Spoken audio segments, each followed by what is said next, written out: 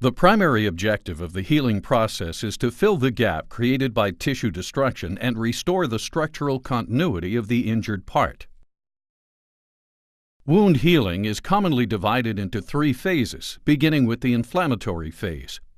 Inflammation aims primarily at removing the injury-causing agent and limiting the extent of tissue damage as it prepares the wound environment for healing. Inflammation is manifested by redness, swelling, heat, pain, and loss of function. The phase begins with arterioles and venules near the site of injury constricting briefly. Then the vessels dilate, promoting congestion. An accompanying increase in capillary permeability leads to the movement of fluid into the affected tissue. Increasing viscosity causes the blood to flow more slowly, and clotting occurs. Phagocytic white blood cells, or leukocytes, emigrate through the vessel walls into the inflamed tissue, where the leukocytes engulf and degrade the bacteria and cellular debris in a process called phagocytosis. Phagocytosis is part of the immune mechanism to prevent an infection that would impair wound healing. Subsequently, the release of growth factors leads to the attraction of fibroblasts. The arrival of fibroblasts marks the beginning of the second phase of wound healing, the proliferative phase. During the proliferative phase, the focus moves to the building of new tissue to fill the wound space. Fibroblasts are connective tissue cells that synthesize and secrete collagen.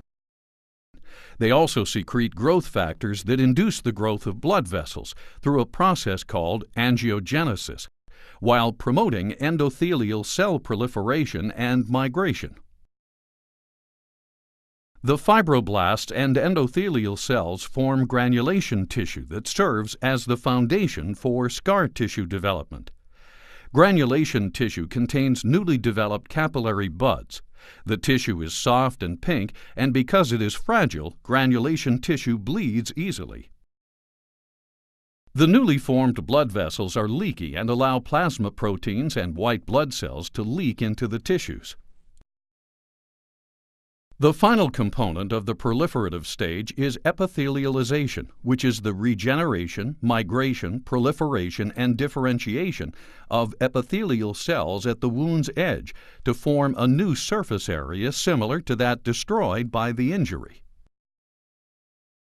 By the end of the proliferative stage, white blood cells leave the wound site, edema diminishes, and the wound begins to blanch as the small blood vessels become thrombosed and degenerate.